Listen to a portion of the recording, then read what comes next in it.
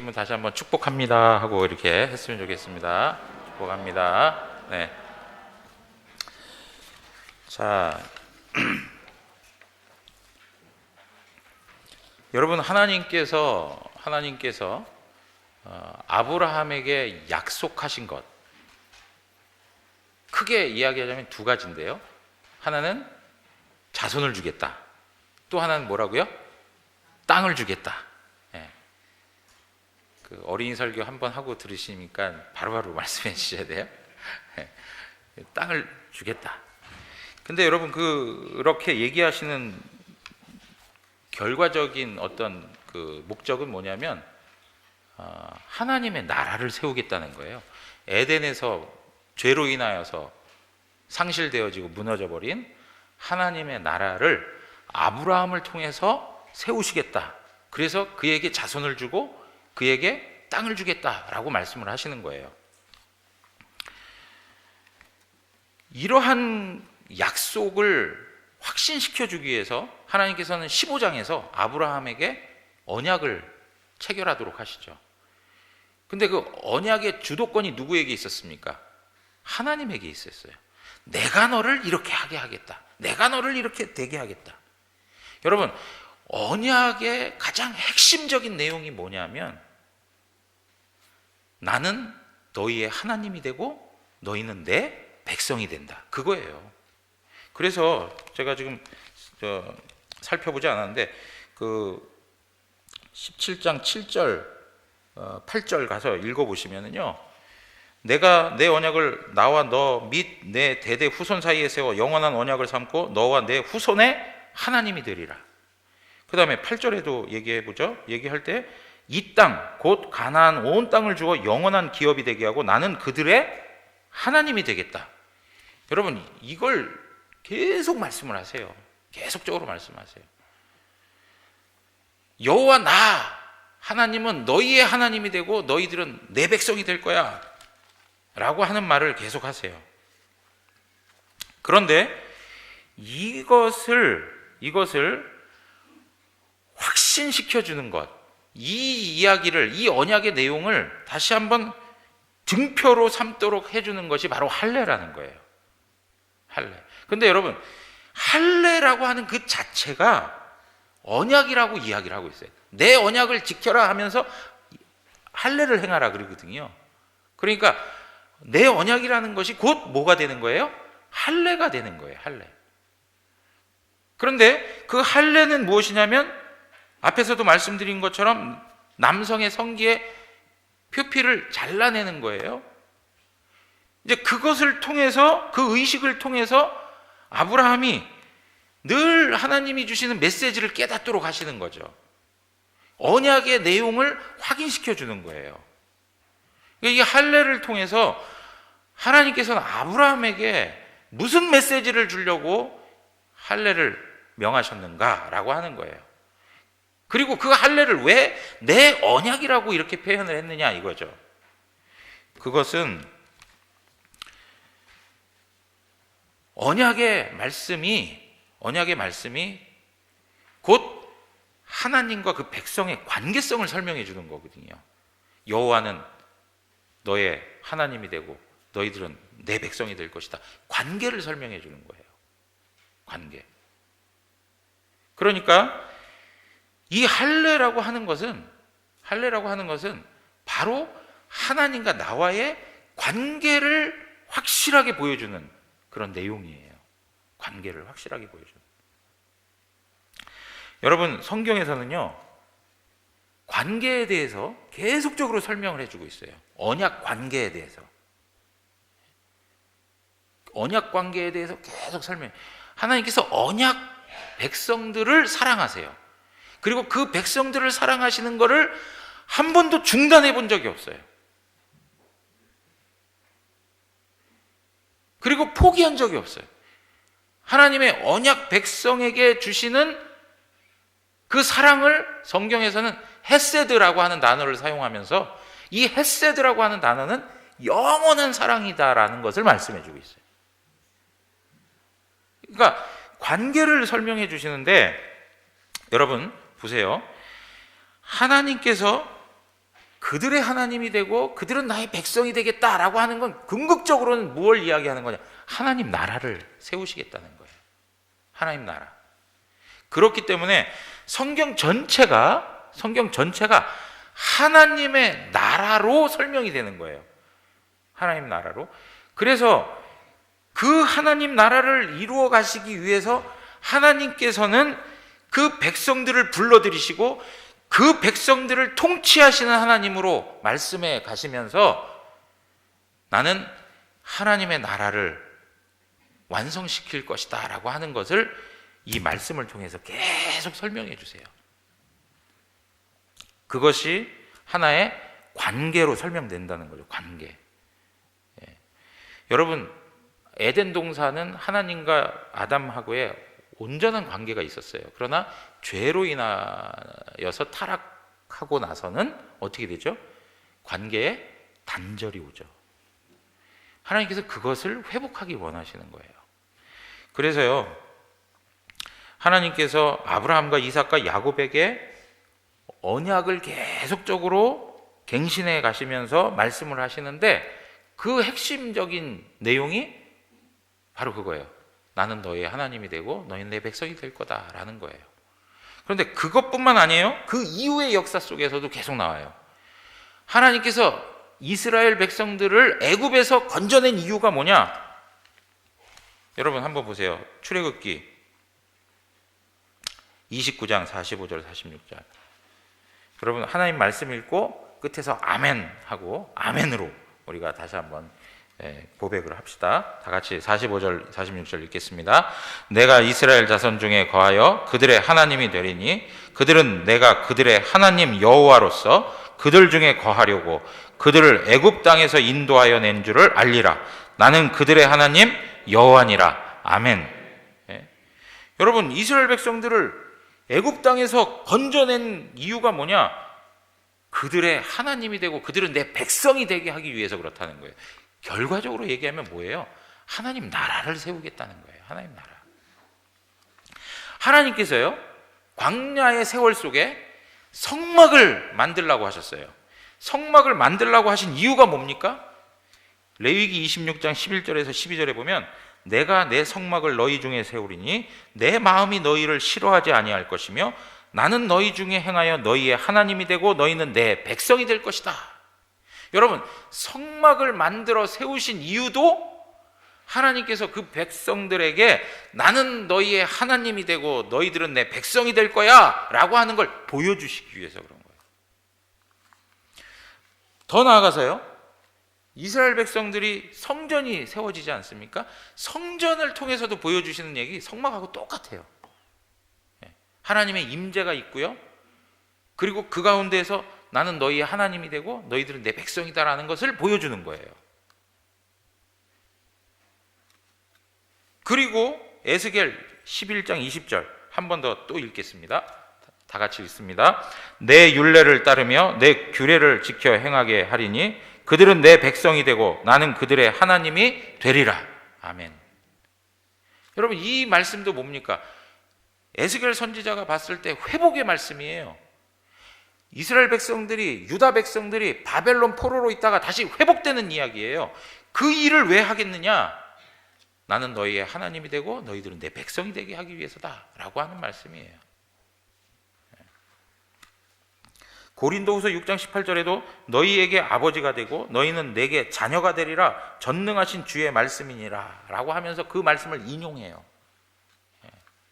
신약의 서신서에서도 그 관계성에 대해서 계속 설명해 주고 있어요. 요한계시록 21장 6절 7절에 있는 말씀을 보시면 요한계시록 21장은 새하늘과 새 땅에 그러한 그 종말에 대한 내용들을 우리에게 설명해 주고 있죠. 그러면서 6절 7절에 이렇게 얘기합니다. 또 내게 말씀하시되 이루었도다. 나는 알파와 오메가요 처음과 마지막이라. 내가 생명수 샘물을 목마른 자에게 값없이 주리니 이기는 자는 이것들을 상속으로 받으리라. 나는 그의 하나님이 되고 그는 내 아들이 되리라. 여러분 이 관계를 설명해 주고 있어요. 계속 관계예요. 그런데 이 언약이 무엇으로 확증된다고요? 할례로 확증된다. 확증된다는 거예요. 이러한 내용이 할례를 통해서 확인할 수 있다는 것이죠. 그래서 할례는 뭐라고 언급하고 있냐면 표와 인이다라고 이야기해요. 할례는 표와 인이에요. 여러분, 표는 뭡니까? 사인이에요. 표징이에요. 증표예요. 앞에서 말했죠. 사랑하는 남녀가 서로 주고받은 반지와 같은 그런 역할을 하는 거예요. 그리고 인은 뭡니까? 인은 도장을 찍어주는 거예요. 예. 확실하게 보증하는 거예요. 보증하는 거예요. 여러분, 우리가 졸업장이 있는데 거기 도장이 중요합니까? 중요치 않습니까? 조국 사태에 도장에 그거 중요한 이슈로 나오잖아요. 그죠? 도장이 중요해요. 도장이. 여러분, 바로 할례가 바로 그 역할을 하는 거예요. 나는 너희의 하나님이 되고 너희는 내 백성이 돼 라고 하는 것에 대해서 증표로 보여준 것이고, 그리고 도장을 찍어주는 게 바로 할례인 거예요. 그러니까 아브라함은 계속 할례한 그 모습을 보면서 나는 하나님의 자녀구나, 여호와는 나의 하나님이시구나, 이것을 계속 상기하는 것이죠. 여러분, 만약 할례를 행하지 않는다면 어떤 일이 생겨날까요?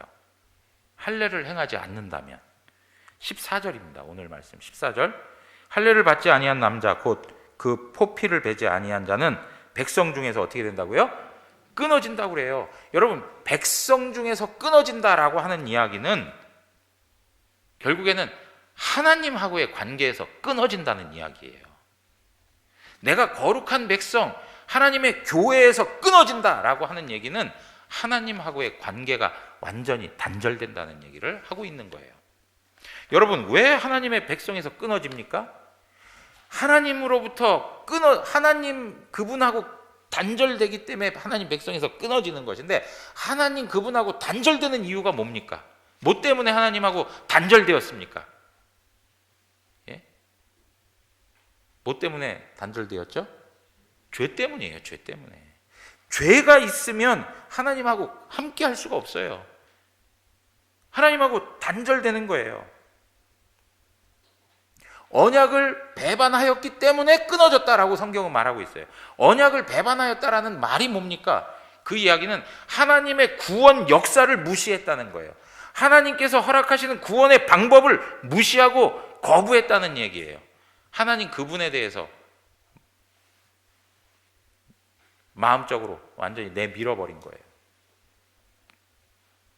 여러분, 오늘날 말로 얘기하자면 예수 그리스도의 복음을 영접하지 아니하고 그걸 거부해버리면 어떻게 되는 겁니까?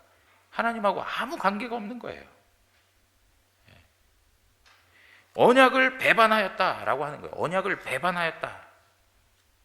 내가 너희의 하나님이 되고 너희가 내 백성이 될 것이다 하는 것에 대해서 인정하지 않는다는 거예요. 그러니까 끊어질 수밖에요.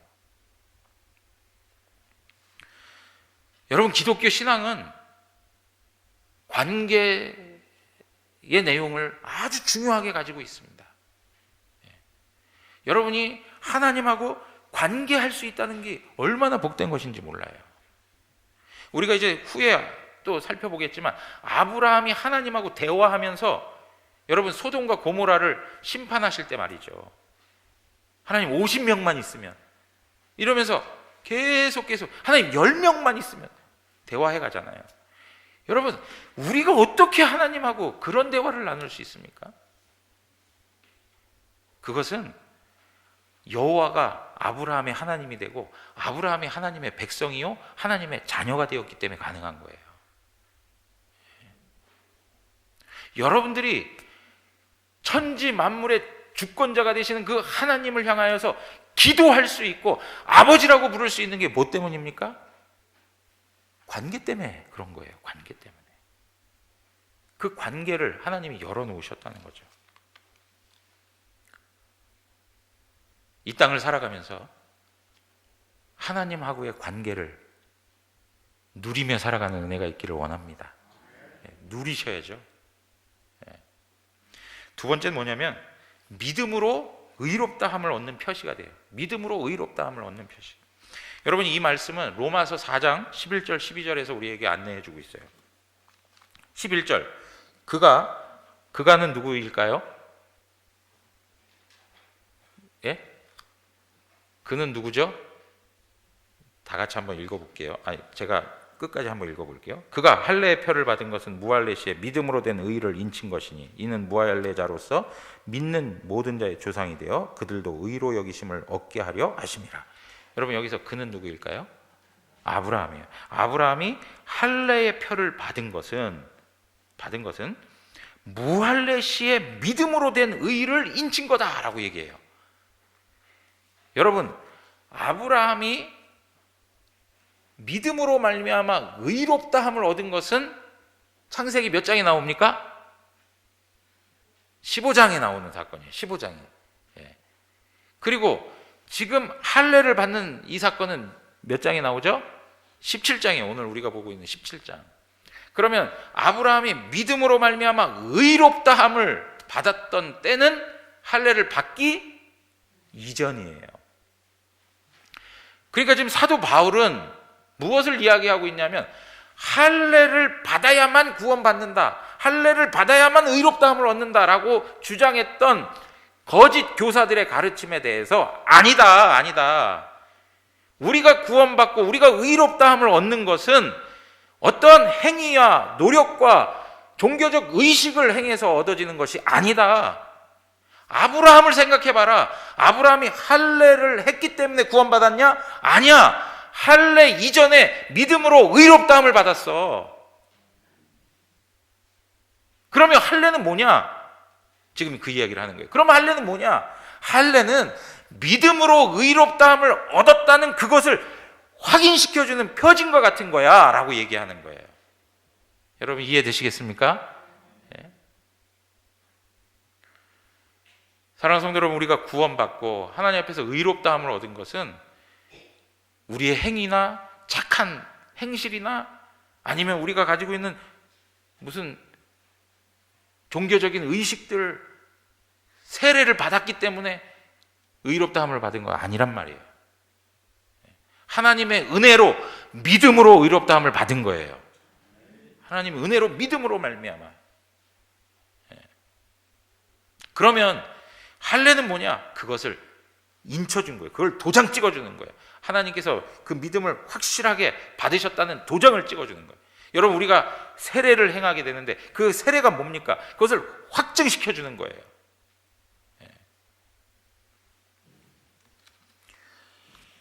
세 번째는 뭐냐면 우리가 깨끗해야 된다라고 하는 것을 알려줘요. 우리가 깨끗해야 된다라는 것을 알려줘요. 여러분, 할례는 청결의 방식입니다.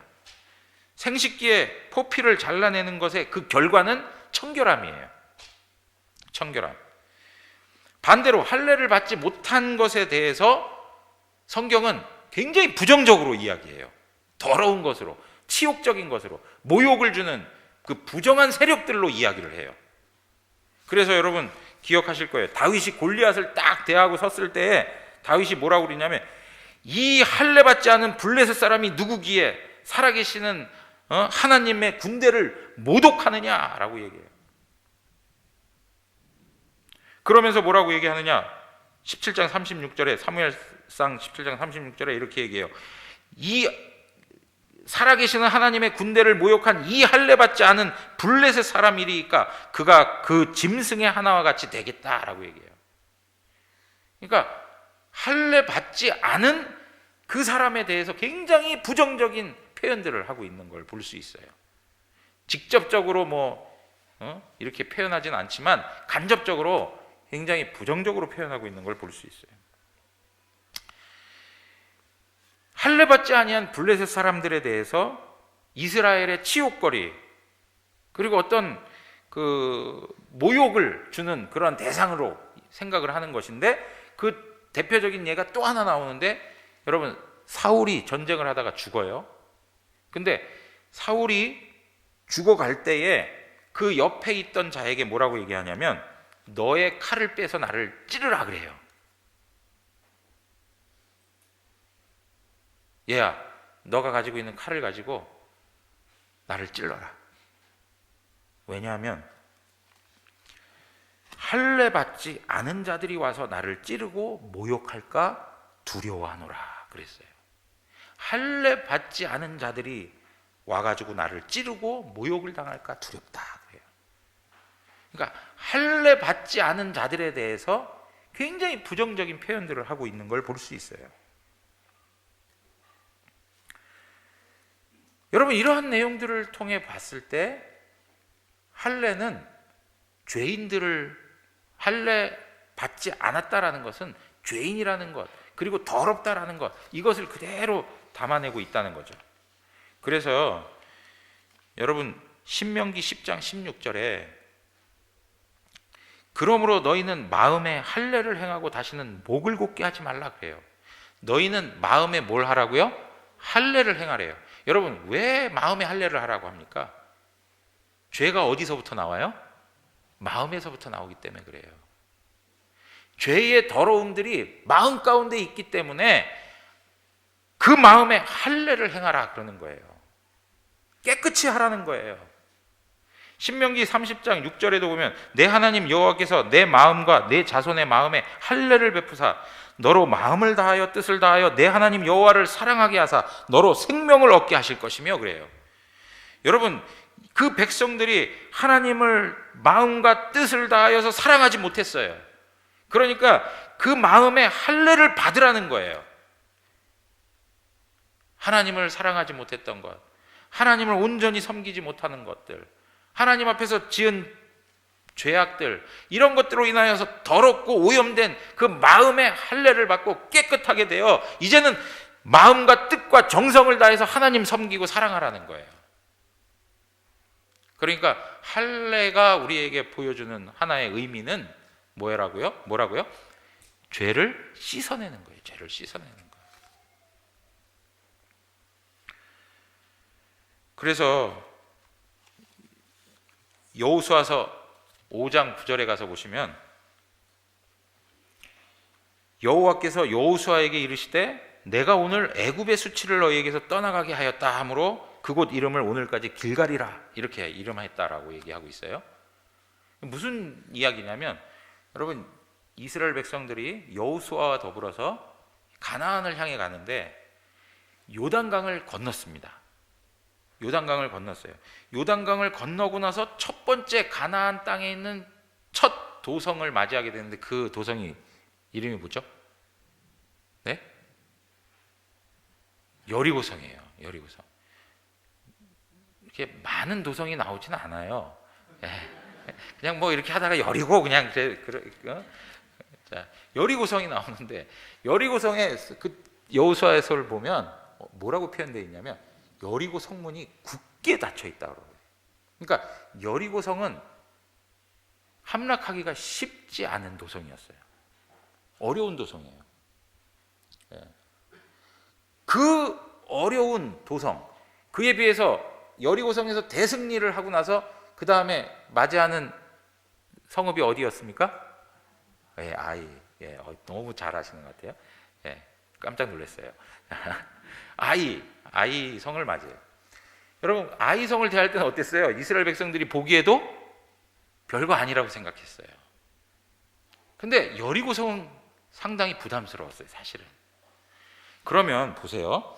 요단강을 건넜습니다. 그리고 첫 번째 맞닥뜨리는 성이 여리고 성이면 자기 스스로를 궁지에 내몬 격이나 다르지 않습니다. 요단강을 또 예를 들면 여리고에서 이스라엘을 치러 오면 어디로 도망가겠습니까? 물러날 곳이 없어요. 요단강이 또 가로막고 있는 거예요. 그때 형편을 보고 또 움직여야 되는 상황이 발생하는 거죠. 그렇게 그 불리한 상태에서 그 큰 성읍을 맞이하고 있는 그런 상황에서 지금 하나님께서 이스라엘 백성들에게 무엇을 명하셨는지 아세요? 전부 할례를 하라는 거예요. 할례. 여러분, 할례를 하면 전쟁할 수 있어요, 없어요? 예? 모든 남성들이 다 그냥 그 할례를 해가지고 일정 기간 아파가지고 막 이러고 있는 상황인데 어떻게 나가 싸울 수 있겠습니까? 물론 전쟁이 벌어지면 뭐 그 상황에서라도 어떻게 싸우겠죠. 그렇지만 정상적인 사람하고 같겠냐 이거예요. 거기서 할례를 행해요. 할례를 행하고 나서 하나님께서 말씀하신 거예요. 오늘 애굽의 수치를 너희에게서 떠나게 했다는 거예요. 무슨 얘기입니까? 이스라엘 백성들이 애굽 땅에서 지었던 죄악의 모습들, 우상을 섬기던 일들, 여러 가지 죄된 것들이 많죠. 그리고 이 땅에 그 광야를 걸어가면서도 얼마나 많은 죄들을 지었습니까? 그죠? 이제 그런 모든 죄의 수치를 할례를 행함으로 다 떠나가게 했다라고 말씀하고 있어요. 그러니까 할례가 가지고 있는 가장 중요한 내용 중에 하나는 뭐냐? 죄가 씻겨졌다는 거예요. 죄가 씻겨졌다. 우리의 더러움과 우리의 수치와 우리의 죄로 인한 오염이 씻어졌다라고 하는 것을 말씀해 주고 있는 겁니다. 여러분, 이러한 내용들을 보면서 한 가지 우리가 주목해야 되는 것이 있는데, 그것은 무엇이냐면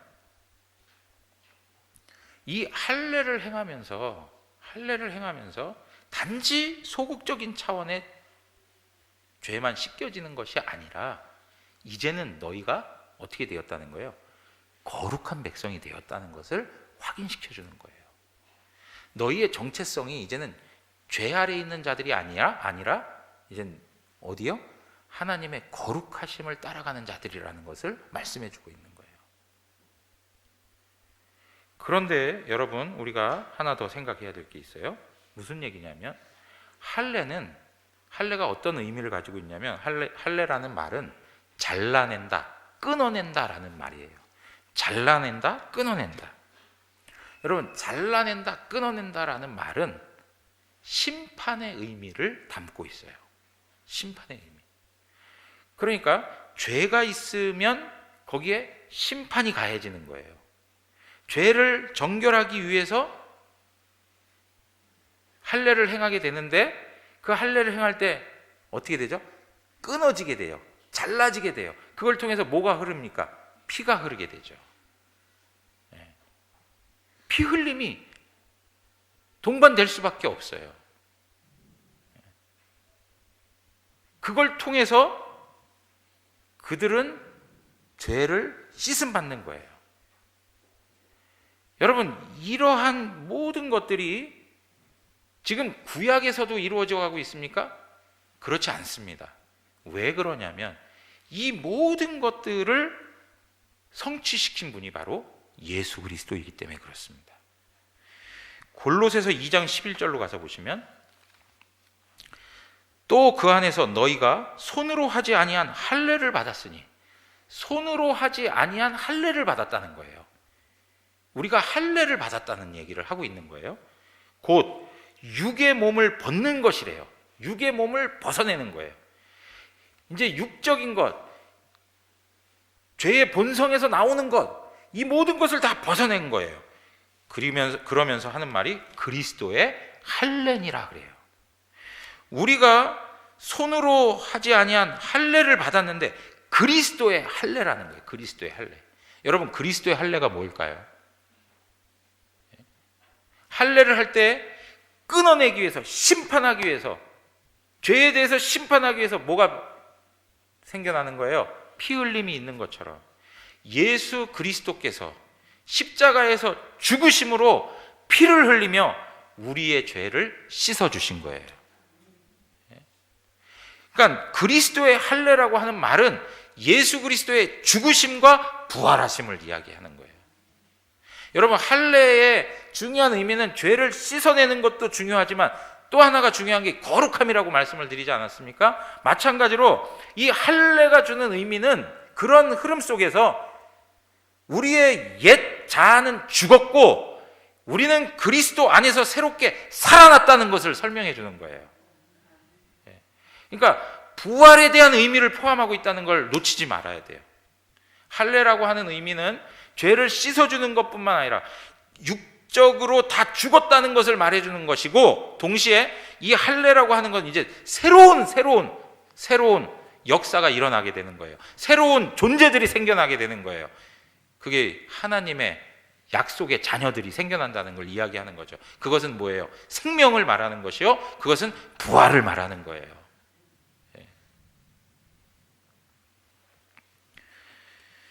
여러분, 그래서 할례를 오늘날 시대에 하지 않는 이유는 뭐냐면, 예수 그리스도께서 그 모든 것을 다 십자가에서 이루셨어요. 그가 십자가의 죽으심으로 우리의 죄가 다 씻어지고, 그가 십자가에서 죽으심으로 우리는 하나님 앞에 의롭다함을 얻고, 그가 십자가에서 다시 죽었다가 살아나심으로 우리에게 새 생명의 역사가 나타나고 새로운 삶을 살아갈 수 있는 능력이 부여됐어요. 그것이 십자가의 구속 사건에서 다 성취됐어요.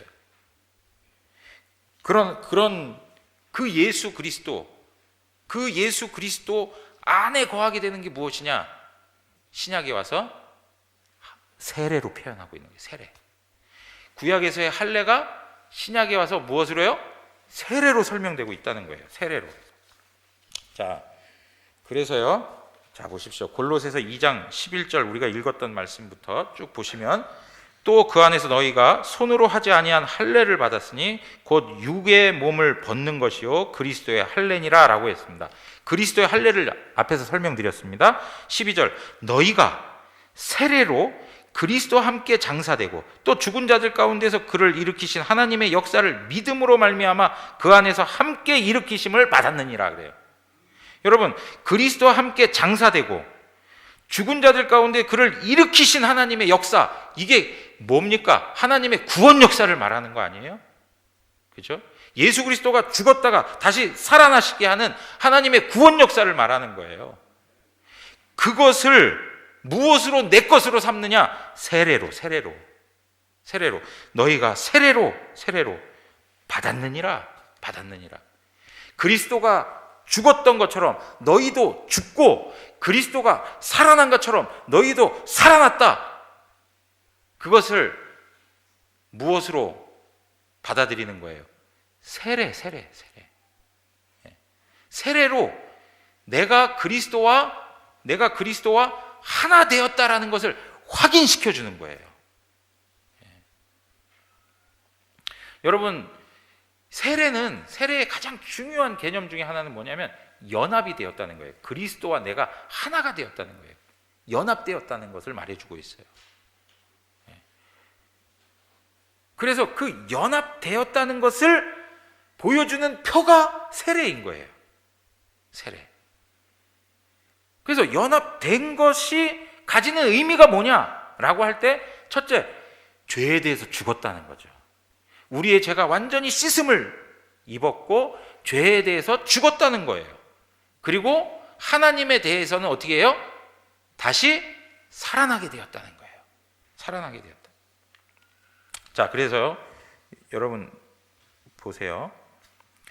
갈라디아서 3장 26절에서 29절을 보면, 너희가 다 믿음으로 말미암아 그리스도 예수 안에서 하나님의 아들이 되었으니 누구든지 그리스도와 합하기 위하여 세례를 받은 자는 그리스도로 옷 입었느니라 그래요. 그리스도와 합하기 위하여 세례를 받은 자는 그리스도로 옷 입었다 그래요. 세례 받은 자는 결국 그리스도의 의의 옷을 입었다라고 말하는 거예요. 그리스도와 하나가 된 거예요. 그러면서 28절에 너희는 유대인이나 헬라인이나 종이나 자유인이나 남자나 여자나 다 그리스도 예수 안에서 하나이다 라고 얘기해요. 그러면서 29절에 너희가 그리스도의 것이면 곧 아브라함의 자손이요 약속대로 유업을 이을 자니라 그랬어요. 여러분, 세례를 통해서 우리는 그리스도와 연합되었다는 것을 확인해요. 그렇지 않습니까? 그리고 그것이 우리가 그리스도의 것이다라는 것을 드러내고 있는 거예요. 우리가 그리스도의 것이면 곧 누구의 자손이라고요? 아브라함의 자손이라는 거예요. 그 아브라함의 자손은 구약 성경에서는 할례를 받았죠. 우리는 무엇을 통해서 확인하는 거죠? 세례를 통해서. 여러분, 여기서 나오는 세례는 사실은 외적인 세례를 이야기하는 게 아니에요. 세례 두 가지가 있어요. 하나는 의식적인 외적인 세례가 있고, 하나는 내적인 세례가 있는 거예요. 내적인 세례가 뭐냐? 성령 세례를 말하는 거예요. 지금 여기에서 이야기하고 있는 세례의 내용들은 전부 뭐예요? 성령께서 우리 가운데 임하셔서 성령 세례가 이루어진 것을 말하는 것이요, 이것을 통해서 그리스도와 내가 하나 되었다는 것을 말해주고 있는 거예요. 여러분, 오늘 저녁에 성령 세례에 대해서, 거듭남에 대한 말씀을 나눌 거예요. 오늘 저녁 그리고 다음 주까지 해가지고 이 거듭남, 성령 세례, 이러한 세례에 관한 문제들, 이런 쪽으로 계속 말씀을 나눌 계획인데요. 여러분, 저녁에도 빠지지 마시고 열심히 참여하세요. 그리고 우리 어린 자녀들 꼭 데리고 나오셔서 같이 예배했으면 좋겠어요. 여러분, 여기에서 이 세례를 통해서 그리스도와 내가 하나 되었다는 것을 확인해 줄 뿐더러, 더 나아가서 이 세례가 가지고 있는 의미가 앞에서 얘기했던 것처럼 하나님과 나와의 관계를 이제 하나 되게 만들어 준 것이요, 그 일을 누가 하신 것입니까? 예수 그리스도께서 하신 거예요. 중보자로서. 내가 하나님을 아버지라 부를 수 있는 그 길을 열어주신 분이 누구예요? 그 관계를 만들어주신 분이 바로 예수 그리스도예요. 우리의 죄가 씻어지고 하나님 앞에서 거룩한 삶을 살아갈 수 있도록 해주신 분이 누구세요? 예수 그리스도의 십자가 사건이에요.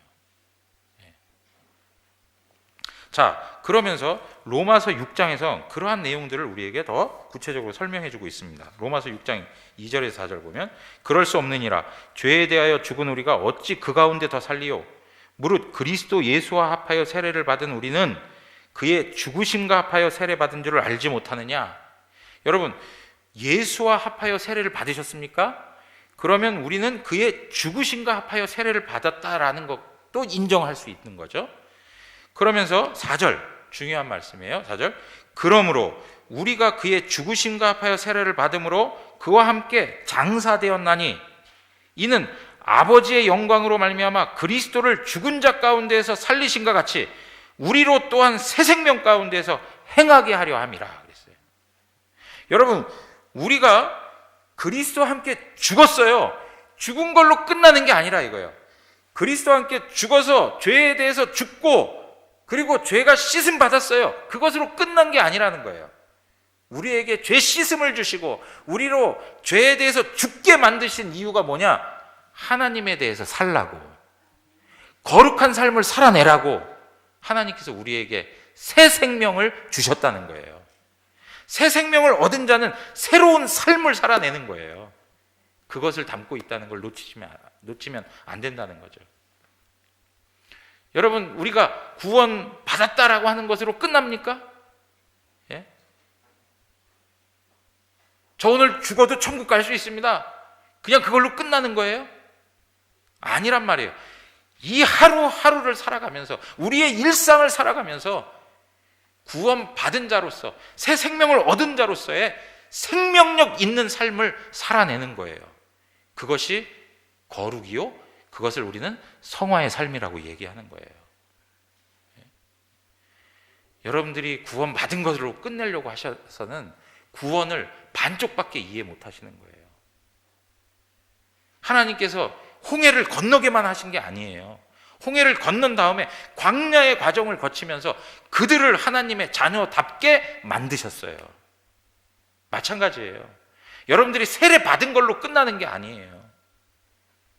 이제는 여러분들 마음 가운데 하나님께서 세례 받은 걸 통해, 세례라고 하는 것을 통해서 우리가 확인할 수 있는 것은 내가 성령 안에서 씻음을 받고 새 사람이 되었다는 것, 그것을 확인할 수 있는 대목이요, 그럼 그 새 사람을 입은 자로서 우리가 어떻게 삶을 살아내야 되느냐 하는 것이 담겨 있다는 거예요. 그것은 거룩으로 말할 수 있다는 거죠. 로마서 6장 11절 13절에 가면 똑같은 이야기를 합니다. 이와 같이 너희도 너희 자신을 죄에 대하여는 죽은 자요 그리스도 예수 안에서 하나님께 대하여는 살아있는 자로 여길지어다. 그러므로 너희는 죄가 너희 죽을 몸을 지배하지 못하게 하여 몸의 사욕에 순종하지 말고. 죄가 우리의 몸을 통해서 우리를 지배하지 못하게 하라는 거예요. 여러분, 우리는 아직 육신을 입고 있기 때문에 죄의 사욕이 우리 가운데 계속적으로 다가와요. 그럴 때에 그것을 거부하고 13절에 뭐라고 얘기합니까? 또한 너희 지체를 불의의 병기로 죄에 내주지 말고 오직 너희 자신을 죽은 자 가운데서 다시 살아난 자 같이 하나님께 드리며 너희 지체를 의의 무기로 하나님께 드리라. 여러분, 우리는 성령으로 세례를 받은 자로서 이제는 새 사람이 되어서 우리의 삶이 우리의 육대로 육적으로 어떤 세상적 방법으로 살아가는 존재가 아니요, 이제는 성령을 따라 살아가는 자라고 말씀하고 있는 거예요. 성령을 따라가는 자.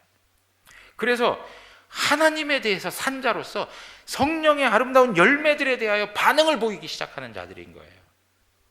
그러니까 신앙생활을 하면 할수록 어떻게 해야 돼요? 성령의 열매인 사랑이 풍성해져 가야 되고, 온유함이 있어야 되고, 기쁨이 생겨나야 되고. 죄에 대해서는 어떻습니까? 죄에 대해서는 죽어요. 반응하지 않아요. 여러분, 죽은 자에게 있어서는 감각이 없어요. 반응할 수가 없는 거예요. 하나님께서 우리를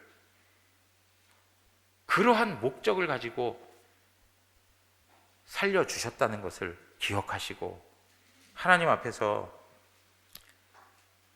매일매일 십자가의 흔적을 가지고 하나님 자녀답게 살아가는 은혜가 있기를 원합니다. 여러분, 우리는 할례한 것을 보고 그 모든 내용을 계속 묵상하고 깨닫는 게 아니고, 우리는 그리스도의 할례, 예수 그리스도의 십자가를 보고 우리는 하나님이 나를 자녀 삼아 주셨다는 것, 우리의 죄가 씻음을 받고 하나님 앞에서 거룩한 백성이 되었다는 것, 그리고 우리에게 하나님의 나라가 주어진다는 것, 그것을 확신하며 살아가게 되는 것입니다. 오늘 우리는 하나님 나라의 자녀라는 것을 기억하시고 이 세상을 하나님 나라로 세워갈 수 있는 하나님의 자녀들 되시기를 주님의 이름으로 축원합니다. 다 같이 일어나시겠습니다.